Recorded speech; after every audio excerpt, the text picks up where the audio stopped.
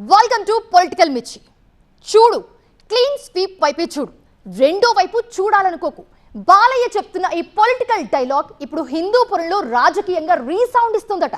Hat trick విజయంతో దూసుకెళ్తున్న MLA Balakrishna ఇప్పుడు Hindupuram local fight కి రెడీ అవుతున్నారని టాక్.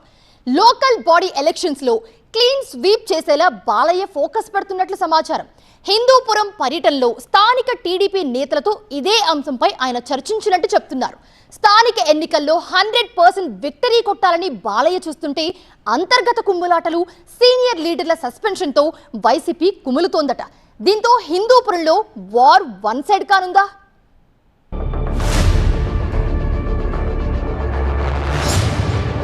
శ్రీ సత్యసాయి జిల్లా హిందూపురం రాజకీయం ఒక్కసారిగా గరంగరంగా మారింది. ఒకవైపు స్థానిక సంస్థల ఎన్నికల్లో క్లీన్ స్వీప్ చేసేందుకు టీడీపీ ఎమ్మెల్యే బాలకృష్ణ భారీ స్కెచ్ వేస్తుంటే, మరోవైపు వైసీపీలో అంతర్గత విభేదాలు బగ్గుమంటున్నాయని లోకల్ టాక్. సీనియర్ నాయకులపై సస్పెన్షన్ వేటుతో ఫ్యాన్ పార్టీ తీవ్ర సంక్షోభాన్ని ఎదుర్కొంటోంది. దీంతో ఈ లోకల్ ఫైట్ లో టీడీపీకి భారీ అడ్వాంటేజ్ కనిపిస్తోందంటున్నాయి లోకల్ పొలిటికల్ సర్కిల్స్. టీడీపీకి కంచుకోటగా ఉన్న హిందూపురంలో వైసీపీకి ఊహించని షాక్ తగిలింది. పార్టీ ప్రారంభం నుంచి కీలక పాత్ర పోషించిన సీనియర్ నాయకులు నవీన్ నిశ్చల్, కొండూరు వేణుగోపాల్ రెడ్డిపై వైసీపీ అధిష్టానం సస్పెన్షన్ వేటు వేయడంతో నియోజకవర్గంలో పార్టీ బలహీనపడటంతో పాటు క్యాడర్ డీలా పడ్డారనే చర్చ నడుస్తోంది. స్థానిక ఎన్నికలు సమీపిస్తున్న వేళ సీనియర్లు లేని లోటు వైసీపీలో స్పష్టంగా కనిపిస్తోందంటున్నారు. ఇది ఆ పార్టీకి పెద్ద మైనస్ గా మారే ప్రమాదం ఉందంటున్నారు విశ్లేషకులు. రాబోయే స్థానిక సమరంలో క్యాడర్ ని ఏకతాటిపైకి ఎలా తేవాలి, సైకిల్ పార్టీకి పెట్టని కోటగా ఉన్న హిందూపురంలో ఆ పార్టీకి ఎలా పోటీ ఇవ్వాలా అనుకుంటున్న వైసీపీ కొత్త సమస్యతో దిక్కుదోచని పరిస్థితిలో పడిందంటున్నారు.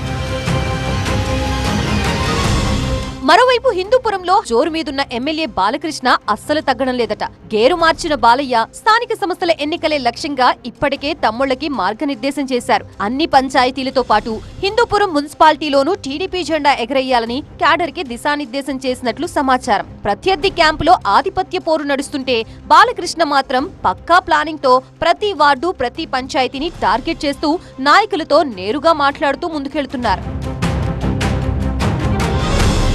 ఒకవైపు హిందూపురంలో ముక్కలైన పార్టీ క్యాడర్, మరోవైపు ఫుల్ స్పీడ్ తో దూసుకువెళ్తున్న బాలయ్య. దీంతో రాబోయే స్థానిక సంస్థల పోరు వైసీపీకి కత్తి మీద సాములా మారిందట. హిందూపురం వైసీపీ ఇన్ఛార్జిగా ఉన్న దీపిక క్యాడర్ లో ఏమాత్రం ఉత్సాహం నింపలేకపోతున్నట్లు సమాచారం. అటు బాలకృష్ణ మాత్రం హిందూపురం మున్సిపాలిటీ, పంచాయతీ ఎన్నికల్లో టీడీపీ జెండాని ఎగరేయాలనే లక్ష్యంతో తన వ్యూహాలకి పదును పెడుతున్నారు. కార్యకర్తలతో వరుస సమీక్షలు నిర్వహిస్తూ స్థానిక లీడర్లకు విధుల్ని కేటాయిస్తూ ఫుల్ యాక్టివ్ మోడ్ లో కనిపిస్తున్నారు. నియోజకవర్గంలో అభివృద్ధి కార్యక్రమాల్ని చేపట్టడంతో పాటు గ్రౌండ్ లెవెల్లో పార్టీని మరింత బలోపేతం చేస్తున్నారు. దీంతో బాలకృష్ణ స్పీడ్ కి బ్రేకులు వేసేందుకు ఆయన్ని వైసీపీ టార్గెట్ చేస్తోందంటున్నారు. బాలయ్య పిఏ బాలాజీపై వచ్చిన అవినీతి ఆరోపణల్ని అస్త్రంగా చేసుకుని హిందూపురం పర్యటనకి వచ్చిన బాలకృష్ణని అడ్డుకునే ప్రయత్నం చేశారు వైసీపీ లీడర్ దీపిక. అయితే బాలకృష్ణ మాత్రం వీటిని అస్సలు పట్టించుకోలేదు. ప్రత్యర్థుల విమర్శలు, నిరసనల్ని లైట్ తీసుకుని లోకల్ బాడీ ఎన్నికల్లో గెలిపే లక్ష్యంగా ముందుకు సాగుతున్నారు. ఎమ్మెల్యేగా గ్రాండ్ సక్సెస్ సాధించిన ఆయన స్థానిక ఎన్నికల్లోనూ తన పట్టు నిరూపించుకోవాలనే పట్టుదలతో ఉన్నారని టీడీపీ వర్గాలు చెబుతున్నారు.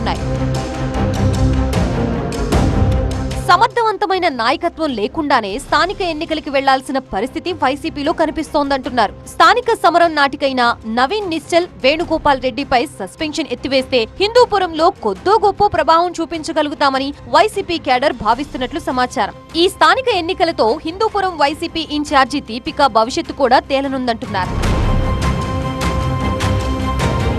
ఏది ఏమైనా స్థానిక ఎన్నికల్లో మెజారిటీ స్థానాలు గెలుచుకుని తనదైన మార్కు చూపించేందుకు బాలకృష్ణ రెడీ అయ్యారు. ఆయన స్పీడ్ కి వైసీపీ ఎంతవరకు బ్రేకులు వేయగలుగుతుందో చూడాలంటున్నాయి లోకల్ పొలిటికల్ సర్కిల్స్.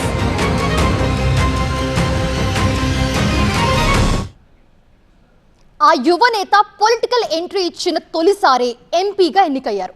తండ్రి, తాత నుంచి రాజకీయ వారసత్వం కూడా ఉండటంతో తన నియోజకవర్గంలో పట్టు పెంచుకునేందుకు ఆయన బాగానే ప్రయత్నాలు చేస్తున్నారు.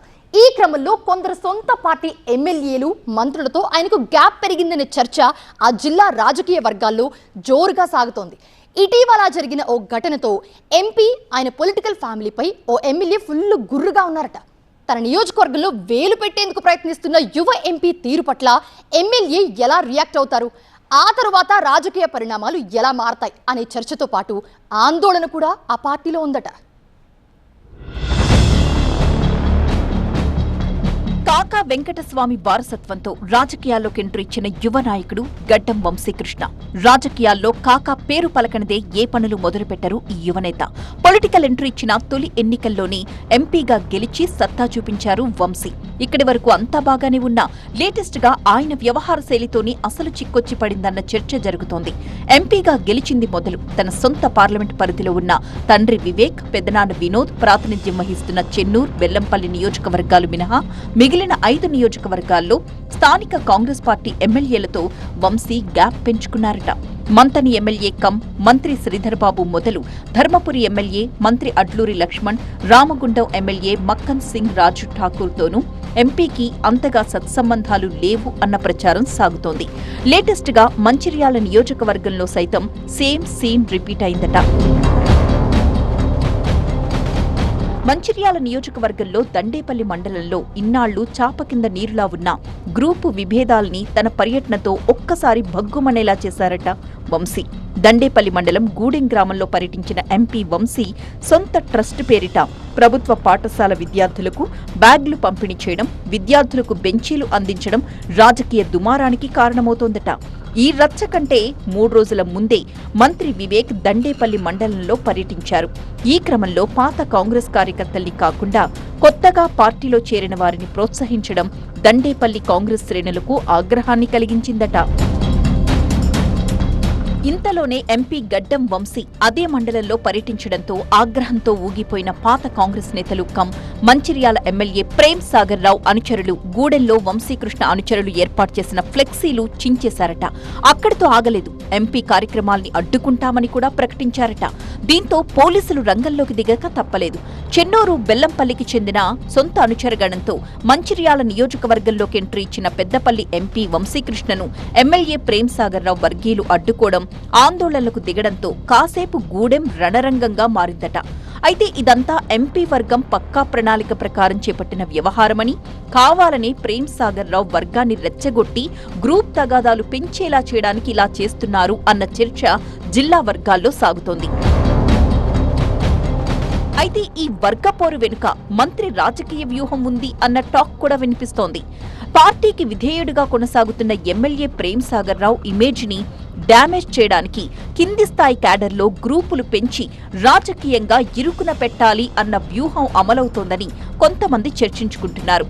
దండేపల్లి మండలంలో ఎమ్మెల్యే ప్రేమ్ సాగర్ రావు తన ప్రధాన అనుచరుడికి ఎక్కువ ప్రాధాన్యతిస్తున్నారు అన్న కారణంతోనే తాజాగా పార్టీలోకి వచ్చిన బ్యాచ్ మంత్రి వివేక్తో టచ్లోకి వెళ్లి ఎంపీ వంశీ అనుచర వర్గంలో చేరిపోయారు అన్న చర్చ కూడా జరుగుతోంది. వారే మంచిర్యాల నియోజకవర్గంలో రెండో వర్గంగా తెరపైకొస్తున్నారన్న బలమైన వాదన వినిపిస్తోంది. మంత్రి పదవిని దక్కించుకున్న వివేక్ కొన్నాళ్ల వరకు మంచిర్యాల నియోజకవర్గంలో అడుగు పెట్టడానికి పెద్దగా ఇంట్రెస్ట్ చూపించలేదు.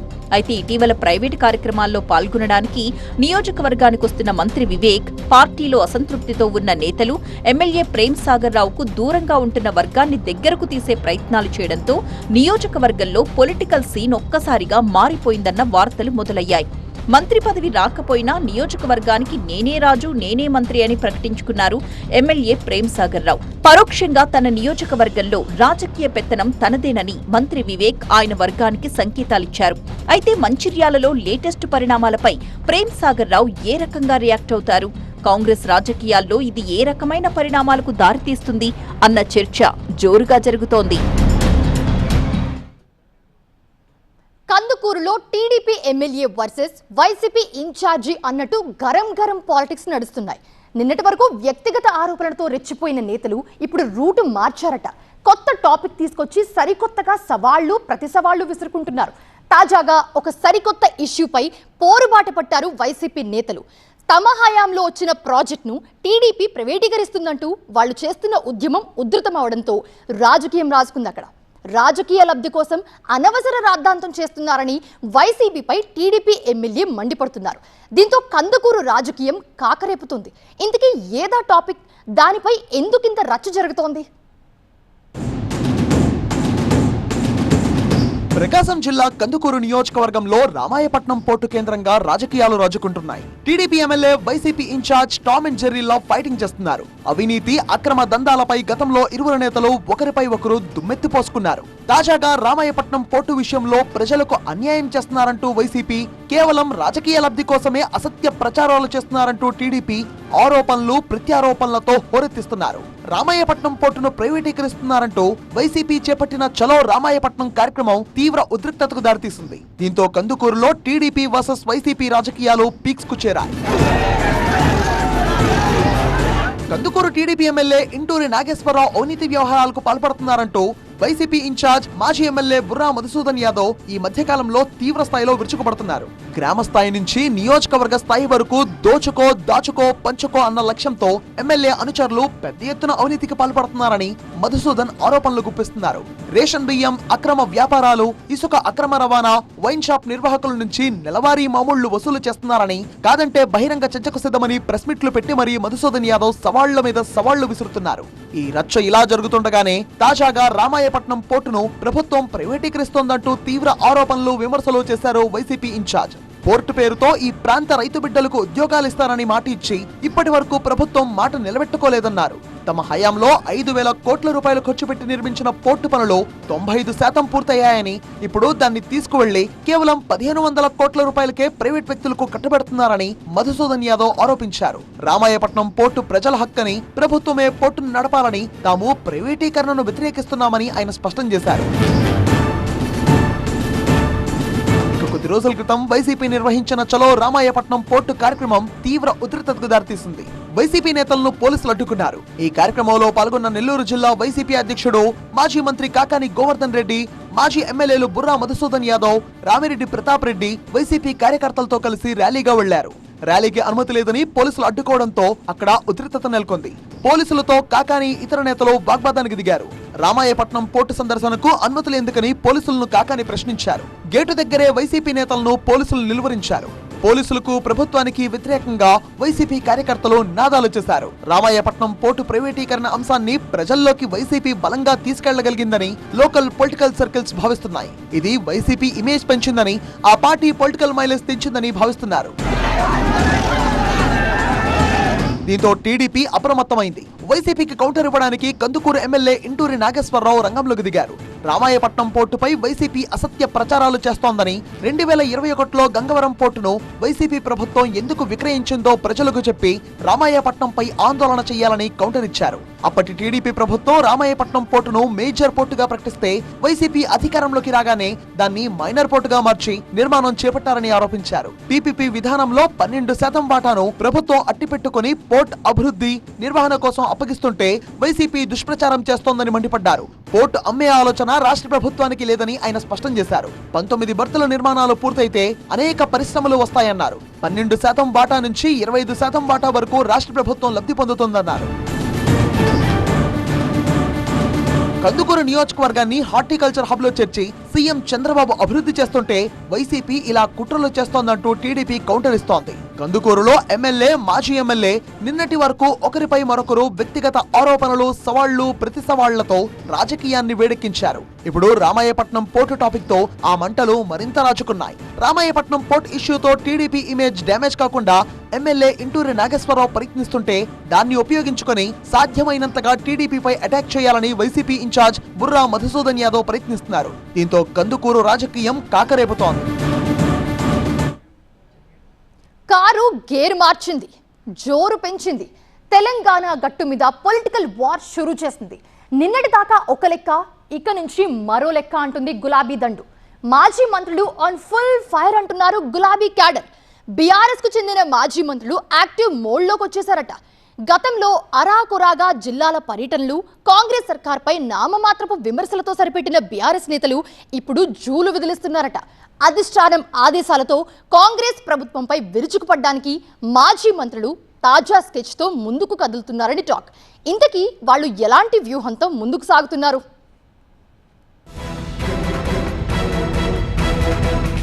తెలంగాణలో కాంగ్రెస్ సర్కార్ ఏర్పడి 2.5 ఏళ్లు దాటిపోయింది. ఇప్పటిదాకా కాంగ్రెస్ ప్రభుత్వంపై విమర్శలు, ఆరోపణలు, దాడులు చేసిన ప్రధాన ప్రతిపక్షం బీఆర్ఎస్ ఇప్పుడు రూట్ మార్చిందట. తన దాడిలో వాడి వేడి పెంచే వ్యూహంతో ముందుకు దూకుతోందని సమాచారం. దీనిలో భాగంగా పార్టీకి చెందిన మాజీ మంత్రుల్ని యాక్టివ్ మోడ్లోకి వచ్చేలా చేసిందంటున్నారు. బీఆర్ఎస్ వ్యూహంలో భాగంగా ఆ పార్టీకి చెందిన సీనియర్ లీడర్లు, మాజీ మంత్రులు సరికొత్త ప్రణాళికతో ముందుకు వెళ్తున్నట్టుగా చెప్తున్నారు. దీనిలో భాగంగా బీఆర్ఎస్ కి చెందిన మాజీ మంత్రులు జగదీష్ రెడ్డి, శ్రీనివాస్ గౌడ్, సింగిరెడ్డి నిరంజన్ రెడ్డి, పువ్వాడ అజయ్ కుమార్, వేముల ప్రశాంత్ రెడ్డి, గంగుల కమలాకర్, తలసాని శ్రీనివాస్ యాదవ్, సబితా ఇంద్రారెడ్డి, ఎర్రబెల్లి దయాకర్రావు, కొప్పుల ఈశ్వర్, సత్యవతి రాథోడ్ ఒకవైపు జిల్లాలో పార్టీని బలోపేతం చేస్తూనే రేవంత్ సర్కార్ పై పక్కా వ్యూహంతో మాటలు తూటాలు పేలుస్తున్నారు. జిల్లాలో కాంగ్రెస్ మంత్రులపై విపక్షానికి చెందిన మాజీ మంత్రులు పోరుబాట పట్టారు. ప్రధాన సమస్యల్ని లేవనెత్తుతూ విరుచుకుపడుతున్నారు. అంశాల వారీగా మంత్రుల్ని కార్నర్ చేసేందుకు గులాబీ దండు పక్కా వ్యూహంతో ముందుకు కదులుతోంది. బీఆర్ఎస్ కు చెందిన మాజీ మంత్రులు, సీనియర్ నేతలు ఒక్కటై సర్కార్ వైఫల్యాలని ఎండగట్టడమే లక్ష్యంగా ప్రజాక్షేత్రంలోకి దిగారు. ప్రతి అంశాన్ని సానబెట్టి ప్రభుత్వంపై కౌంటర్ అటాక్ స్టార్ట్ చేశారు. ఇక కాళేశ్వరం, దేవాదుల, సీతారామ, పాలమూరు, రంగారెడ్డి ఎత్తిపోతల ప్రాజెక్టులని బీఆర్ఎస్ నేతలు భుజానికెత్తుకున్నారు. ఈ ప్రాజెక్టుల విషయంలో రేవంత్ సర్కార్ వాదనలు తిప్పికొడుతూ రైతులకు సాగునీరు అందించడంలో ప్రభుత్వం ఫెయిల్ అయిందని ధర్నాలు, బహిరంగ సభలు, నిరసనలతో హోరెత్తిస్తున్నారు. వ్యవసాయ సమస్యలు, రైతులకి సరిపడా యూరియా సరఫరా లేకపోవడం, ధాన్యం కొనుగోళ్లలో ఆలస్యంపై క్షేత్రస్థాయిలో రైతుల పక్షాన నిలబడి నిరసనలు తెలుపుతున్నారు. మరోవైపు బొగ్గు, విద్యుత్ కొనుగోలు స్కామ్లంటూ ప్రభుత్వంపై ఘాటు విమర్శలు గుప్పిస్తున్నారు. ఇక ఈ మధ్య బీఆర్ఎస్ నేతలు రక్తం చల్లి పొలాలు పండిస్తామని సీఎం రేవంత్ చేసిన వ్యాఖ్యల్ని సైతం తమకి అనుకూలంగా మార్చుకుని రాజకీయ పోరాటాన్ని బీఆర్ఎస్ ముందుకు తీసుకెళ్తోంది. ఇలా అన్ని వైపుల నుంచి కాంగ్రెస్ ని బీఆర్ఎస్ టార్గెట్ చేస్తోంది. ఇక ఎస్ఐఆర్ అంశంపై ప్రజలకు, క్యాడర్ కు అవగాహన సదస్సులు నిర్వహిస్తూ ఆ వేదికల నుంచి సీఎం రేవంత్ రెడ్డి, మంత్రులపై బీఆర్ఎస్ మాజీ మంత్రులు పొలిటికల్ సెటైర్లు పెలుస్తున్నారు. పార్టీ క్యాడర్ కి భరోసా కల్పిస్తున్నారు. గులాబీ కార్యకర్తలపై కేసులు, అరెస్టులు, వాళ్ళని పోలీస్ స్టేషన్ తీసుకెళ్లిన సమయంలో మాజీ మంత్రులే నేరుగా పిఎస్లకు చేరుకుని తాము కార్యకర్తలకి అండగా ఉన్నామన్న సంకేతాలు పంపిస్తున్నారు. ఇక మాజీ సీఎం కేసీఆర్ పై సీఎం రేవంత్ ఎలాంటి భాష ఉపయోగిస్తున్నారు అన్న దాని గురించి ప్రజల్లోకి బలంగా తీసుకెళ్లే ప్రయత్నం చేస్తోంది బీఆర్ఎస్. ఇలా ఏ చిన్న అవకాశం దొరికినా వదలకుండా రోజు ఏదో ఒక అంశంపై సమావేశాలు, ధర్నాలు నిర్వహించి రేవంత్ సర్కార్ ని ఈ మాజీ మంత్రులు టార్గెట్ చేస్తున్నారు. ఇలా రాజకీయ వేడిని కంటిన్యూ చేసే ప్రయత్నం చేస్తున్నారు. గులాబీ పార్టీకి చెందిన మాజీ మంత్రుల కౌంటర్ అటాక్ రాబోయే రోజుల్లో మరింత ఉధృతమవుతోందంటున్నారు. 2 ఏళ్ల క్రితం ఓ నిర్ణయం తీసుకున్న ఆ ఎమ్మెల్యే ఇప్పటికీ అదే నిర్ణయానికి కట్టుబడున్నారు. మిగతా ఎమ్మెల్యేలు, ఎంపీలంతా నడుస్తున్న దారిలో తాను నడిచేది లేదని ప్రభుత్వానికి స్పష్టం చేశారు. అన్నీ ఓకే, కానీ ఆ సౌకర్యం మాత్రం తనకు వద్దన్న ఎమ్మెల్యే క్లిష్ట సమయంలోనూ తన నిర్ణయాన్ని ఏ మాత్రం మార్చుకోలేదు. సాధారణంగా ఇలాంటి నిర్ణయాలు తీసుకునే ఎమ్మెల్యేలు వారానికో నెలకో తమ మనసు మార్చుకుంటారు. కానీ ఆ ఎమ్మెల్యే ఇన్నేళ్లు అదే నిర్ణయానికి ఎందుకు కట్టుబడి ఉన్నట్టు? ఎమ్మెల్యే, ఎంపీ అంటేనే భద్రతతో కూడిన హడావుడుంటుంది. కానీ శ్రీకాకుళం జిల్లాకు చెందిన కూన రవికుమార్ మాత్రం ఈ విషయంలో కాస్త భిన్నమైన దారిలో ముందుకు సాగుతున్నారు. గత ఎన్నికల్లో కూటమి ప్రభుత్వం అధికారంలోకి వచ్చినప్పటి నుంచే ఆయన గన్మెన్లను తిరస్కరించారు. వ్యక్తిగత భద్రత కోసం ప్రభుత్వం నియమించిన గన్మెన్లు తనకు అవసరం లేదని ప్రభుత్వానికి తేల్చి చెప్పారు. తనకి ప్రభుత్వం కేటాయించిన గన్మెన్లని కూన రవికుమార్ ఎందుకు తిరస్కరించారు? దీని వెనుకున్న కారణమేంటి అంటూ అప్పట్లో పొలిటికల్ సర్కిల్స్ లో పెద్ద చర్చ నడిచింది. 2024 ఎన్నికల్లో కూటమి శ్రీకాకుళం జిల్లాలో క్లీన్ స్వీప్ చేసిన తర్వాత టీడీపీ సీనియర్ నాయకుడు అయిన కూన రవికుమార్ కి మంత్రి పదవి వస్తుందని చాలా మంది అనుకున్నారు. దీనికి తోడు ఉమ్మడి శ్రీకాకుళం జిల్లాలోని 10 నియోజకవర్గాలలో ఈసారి 6 ఎమ్మెల్యేలు కూటమి తరపున మొదటిసారి గెలుపొందిన వారే కావడంతో రవికుమార్ కేబినెట్ బెర్త్ అవకాశాలు మరింత మెరుగయ్యాయని భావించారు. జిల్లా నుండి రాష్ట్ర కేబినెట్ లో స్థానం పొందేవారిలో మొదట వినిపించే పేరు అచ్చెన్నాయుడు. కానీ అదే కుటుంబం నుంచి రామ్మోహన్ నాయుడుకి అప్పట్లో కేంద్ర కేబినెట్ లో స్థానం దక్కడంతో ఇక అచ్చెన్నాయుడు రాష్ట్ర కేబినెట్ లోకి తీసుకోరని అంతా అనుకున్నారు. సీనియారిటీ, జిల్లాలో బలమైన సామాజిక వర్గాలలో ఒకటిగా ఉన్న కళింగ సామాజిక వర్గానికి చెందిన వ్యక్తిగా కోన రవికుమార్ కే జిల్లా నుంచి మంత్రి పదవి దక్కుతుందన్న వాదనలు వినిపించాయి. కానీ అందరి అంచనాలు తలకిందులు చేస్తూ సీఎం చంద్రబాబు అచ్చెన్నాయుడికే మంత్రి పదవి కట్టబెట్టారు. జిల్లాలో ఒకే కుటుంబానికి చెందిన అబ్బాయి బాబాయిలకు కేంద్ర, రాష్ట్ర మంత్రి పదవులు దక్కడం పలువురు టీడీపీ నేతలకు నిరాశ కలిగించింది. ఈ దశలో కోన రవి అనుచరులు కళింగ సామాజిక వర్గ పెద్దలు కూన రవికి మంత్రి పదవి దక్కకపోవడంపై అప్పట్లో అసహనాన్ని వ్యక్తం చేశారు. అదే సమయంలో కూన రవికుమార్ ప్రభుత్వం తనకు కేటాయించిన గన్మెన్లను తిరస్కరించడంతో మంత్రి పదవి దక్కలేదన్న అలకతోనే ఈ నిర్ణయం తీసుకున్నారని రాజకీయ వర్గాల్లో గుసగుసలు వినిపించాయి. అయితే కూన రవి మాత్రం తనకు ఎవరిపైనా కోపం అలక లేదని, తాను నిత్యం ప్రజల మధ్యలో ఉండే మనిషినని, కాబట్టి తనకి ప్రజలు కార్యకర్తల మధ్యలో గన్మెన్లు అడ్డుగా ఉండకూడదన్న ఉద్దేశంతోనే గన్మెన్లను తిరస్కరించారని అప్పట్లో వివరించారు. 2014లో కూడా కూన రవికుమార్ ఎమ్మెల్యేగా గెలుపొందారు. ప్రభుత్వ విప్ గాను పనిచేశారు. మరి అప్పట్లో ఆయనకు గన్మెన్లు ఉన్నారు కదా, గన్మెన్లతో అప్పుడు లేని సమస్య ఇప్పుడే ఎందుకు వచ్చిందన్న ప్రశ్నలు కూడా వినిపించాయి. అయితే అప్పుడు గన్మెన్లతో ఇబ్బందులొచ్చాయి కాబట్టే ఈసారి గన్మెన్లని కూన రవికుమార్ దూరం పెట్టారన్నది ఆయన అనుచరుల వాదన. ఏది ఏమైనప్పటికీ ప్రభుత్వం ఏర్పడి 2 ఏళ్లు గడిచినా ఇప్పటికీ గన్మెన్ల విషయంలో తన నిర్ణయంలో ఎలాంటి మార్పు లేదంటున్నారు ఎమ్మెల్యే కూన రవికుమార్. కేంద్రం ఆపరేషన్ కగార్ చేపట్టిన సమయంలో ఎంపీలు, ఎమ్మెల్యేలు భద్రత విషయంలో జాగ్రత్తగా ఉండాలని ఇంటెలిజెన్స్ వర్గాలు ప్రజాప్రతినిధులను హెచ్చరించాయి. ఈ క్రమంలోనే కొందరు ప్రజాప్రతినిధులకి భద్రతను పెంచారు. కానీ రవికుమార్ మాత్రం వాటిని పెద్దగా ఖాతరు చేయకుండా తన పని తాను చేసుకుపోయారు. అప్పట్లో గన్మెన్లు ఉండాలని పోలీసు అధికారులు నచ్చజెప్పే ప్రయత్నం చేసినా సున్నితంగా మళ్లీ తిరస్కరించారు.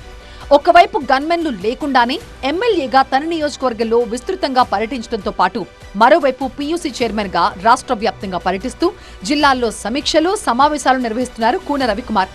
మరి తన పదవీకాలం మొత్తం ఆయన ఇదే పద్ధతిని ఫాలో అవుతారేమో చూడాలి.